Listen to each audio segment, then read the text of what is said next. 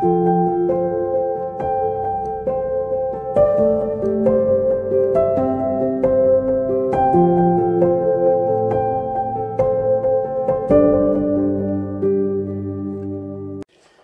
à tous et bienvenue pour ce temps de partage biblique.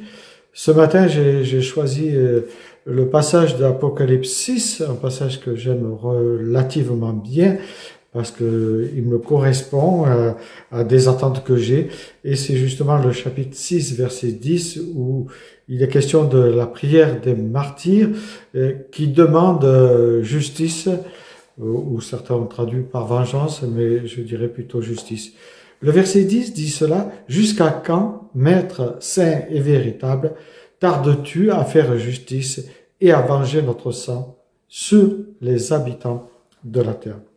Alors, c'est une parole qui peut nous paraître assez surprenante, surtout venant de chrétiens martyrs qui sont allés jusqu'au bout et qui sont censés, comme on l'entend souvent dire, pardonner. Mais là, je m'arrête en disant, mais qu'est-ce que le pardon biblique? Donc ça, ce sera peut-être pour une autre fois.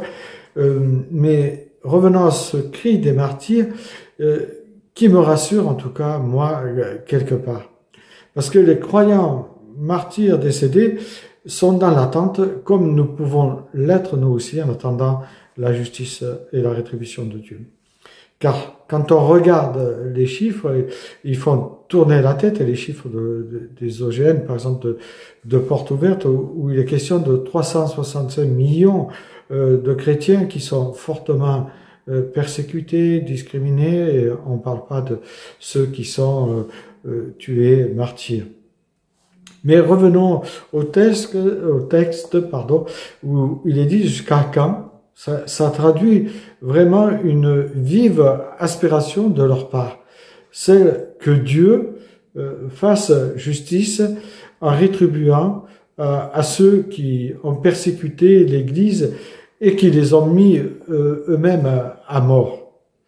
Et on voit très bien que cette prière s'adresse à Dieu, le Père, désigné comme le maître de l'univers véridique, qui est omniprésent, omniscient et omnipotent, ça nous le savons.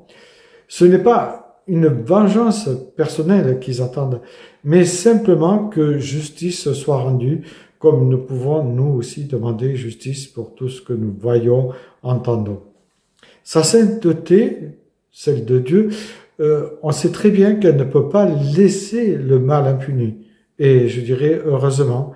C'est pour cette raison qu'elle conduira Dieu au jugement des coupables, tant attendu, en tout cas on le voit ici, c'est très clair, par les martyrs qui même finissent par s'impatienter de cette rétribution.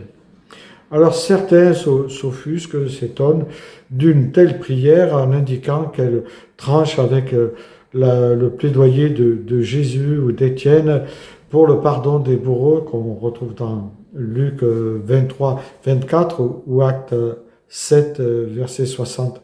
Mais attention, dans l'Écriture, il n'existe pas de pardon sans repentance.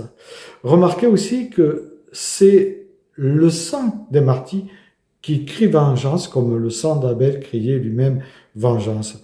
Et non les martyrs eux-mêmes. Ça signifie qu'ils ne veulent pas se venger, mais qu'ils attendent la rétribution, et c'est complètement différent.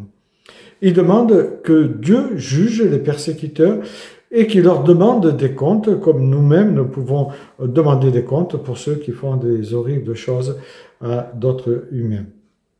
Et comme nous-mêmes, nous pouvons demander aussi des comptes contre les injustices que nous voyons ou que nous subissons ou avons subi personnellement. Il est important de ne pas oublier que la rétribution est une des prérogatives divines, et ce serait, je dirais, oublier que lorsque Jésus a raconté la parabole des mauvais vignerons qui tuent le fils du propriétaire, Jésus fait dire à ses auditeurs que le propriétaire fera exécuter ses vignerons. Il annonce ainsi un sévère jugement qui fera exécuter sur ceux qui allaient le mettre à mort, on pourrait dire. Et là, on retrouve cela dans Matthieu 21, 33, 35. Alors, je dirais que recuser cette prière des martyrs, c'est quelque peu méconnaître le caractère de Dieu et sa justice. L'Écriture nous présente Dieu comme juste, qui à ce titre ne peut pas laisser le mal impuni, mais qui châtie le coupable, nous dit Nahu au chapitre 1er, verset 23. Dans sa justice, il administre un châtiment correspondant toujours aux crimes commis par les siens, et on voit cela dans la Genèse, dans le Deutéronome, dans les psaumes, ou même dans 2 Thessaloniciens 15. Ici, je dirais que la demande des martyrs s'accorde donc s'accorde plutôt donc avec la volonté divine. Parce que c'est un Dieu saint et juste, il ne peut laisser impuni le meurtre de ses enfants innocents. Et je le dis pour une deuxième fois, ça me rassure moi.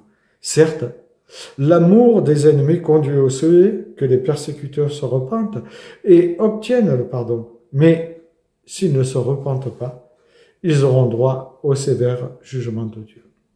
Bonne journée à chacune et chacun.